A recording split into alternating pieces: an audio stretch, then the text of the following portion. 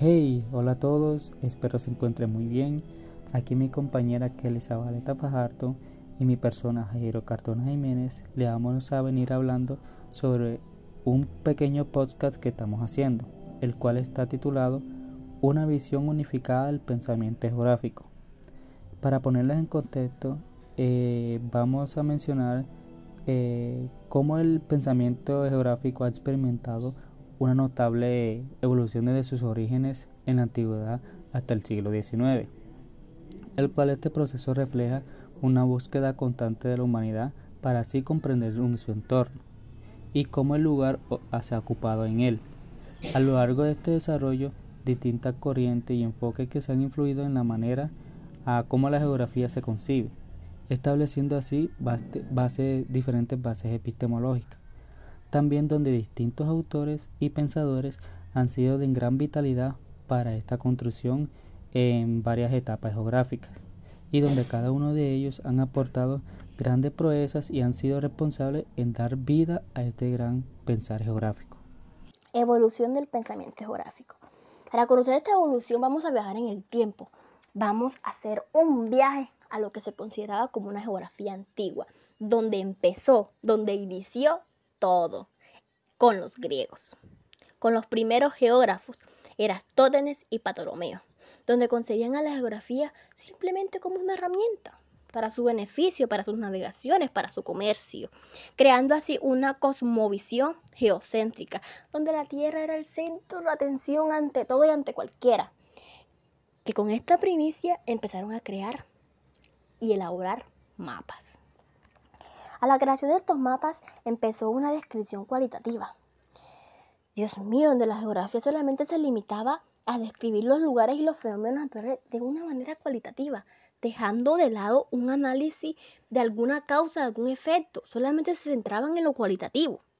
Pero vamos a dar un brinco o un salto a la Edad Media, donde la geografía estaba al servicio de la religión, donde predominaba la religión. Ay Dios, donde solo se consideraba a Dios como el creador de la tierra, donde ese ser omnipotente era el gobernante de todo esto que nosotros conocemos como espacio. Pero debido a esto, debido al predominio de la religión, hubo un estancamiento en la geografía, porque como predominaba la relación, había una falta de exploración, creando así un estancamiento por un gran periodo de tiempo. Pero saltémonos a la edad moderna, a lo que conocemos ahora como grandes exploraciones y expansión del territorio, donde conocemos aquellos grandes viajes que se hicieron, tomando como ejemplo el viaje de Colón, donde Colón, gracias a ese descubrimiento, hizo una revolución a la geografía. Con ese descubrimiento de nuevos continentes, amplió enormemente el conocimiento sobre el mundo, sobre qué era el mundo, sobre cómo está conformado el mundo, en fin. Debido a esto también se desarrolló la cartografía, donde experimentó un avance extraordinario, donde los mapas tenían más precisión y más detalle, creando así el nacimiento de la geografía científica. A partir del siglo XVI, donde se consideraba la geografía o donde comenzó a considerarse como una ciencia. Claro está, con la aparición de las primeras sociedades geográficas y las publicaciones de obras que fueron fundamentales para la geografía. Saltémonos a la geografía al siglo XIX, donde se consideraba la geografía como ciencias sociales, que se creó el determinismo, que fue a mediados del siglo XIX, donde surgió esta corriente, en el cual sostenía que el medio físico determinaba en gran medida el desarrollo de la sociedad humana, que el entorno tenía un efecto en el desarrollo humano. Pero hubo alguien que se opuso rotundamente ante este determinismo. ¿Adivinen quién es? Sí, señores, Vidal de la Blache, en el cual argumentó que el ser humano tiene la capacidad de modificar el medio y de construir su propio entorno. Que el ser humano es el que modifica el entorno, más no el entorno al ser humano, creando así la especialización de la geografía, donde la geografía se diversificó en diversas ramas, como lo que muy bien conocemos ahora, como la geografía física, la geografía humana y la geografía regional. También hablemos de la naturaleza epistemológica de la geografía, de cómo la geografía tiene un carácter interdisciplinario, que lo relacionamos con amplia gama de disciplinas. Claro, teniendo como base fundamental las ciencias sociales y las ciencias naturales. También resaltemos su enfoque espacial, donde la geografía estudia la distribución espacial de los fenómenos. Claro, creando una relación entre los fenómenos y el espacio. Su dimensión histórica, donde la geografía analiza los cambios que se producen en nuestros entornos al pasar el tiempo, donde el entorno va cambiando mediante un tiempo. Su carácter interpretativo. Como sabemos, la geografía implica la construcción de modelos y teorías para implicar la complejidad del mundo, para dar una explicación en sí de cómo está desarrollado el mundo ante la geografía. Pero bueno, vamos a abarcar ciertos autores, Immanuel Kant y Varenius. Vamos a darle importancia de Kant y Varenius en el desarrollo de la geografía, señalando sus obras, Geografía física de Kant y la Geografía general de Varenius, donde Varenius y Kant dieron un papel crucial para la geografía, donde ellos sentenciaron leyes o bases de la disciplina, tal como lo que entendemos hoy en día. Claro que ambos pensadores tenían un pensamiento geográfico totalmente diferente, tenían una perspectiva contradictoria al otro. Estos diferentes enfoques proporcionaban unas teorías que permitían que la geografía transitara desde una ciencia descriptiva hacia una ciencia analítica y sistemática. Bueno, eso le decía que se podía hablar de Varenius. Kant, desde su enfoque filosófico, porque Kant se consideraba un filósofo, no un geógrafo, pero aún así tuvo grandes aportes para la geografía, donde introdujo una visión conceptual que influencia a la estructura de la geografía como una ciencia espacial. Varenius, en cambio, desde una perspectiva empírica y sistemática, aportó una de las principales marcas de referencia para organizar el conocimiento geográfico, para darle una estructura al conocimiento geográfico. Empecemos con la obra de Immanuel Kant, Geografía física. Para Immanuel Kant, él desempeñó un papel esencial en la educación, ya que para él eso proporcionaba un conocimiento necesario para comprender el mundo material y las interacciones de los fenómenos de la naturaleza con el espacio. En la geografía física, Kant disponía que la geografía era fundamentalmente una ciencia empírica, que debía solamente ocuparse de la descripción del espacio terrestre y de los fenómenos que ocurren en él. En fin, pero Kant tenía sus límites. Decía, hay que poner un límite a este concepto, a este principio de geografía, en cual él decía que solamente debía ser meramente una descripción de los aspectos físicos de la Tierra. Claro está, desarrollando una visión metodológica para la geografía, en la cual solamente deberían abordar relaciones entre los fenómenos, observados en nuestro entorno y sus causas subyacentes. Una de las contribuciones más notables de Kant fue una distinción entre las diversas ramas de la geografía.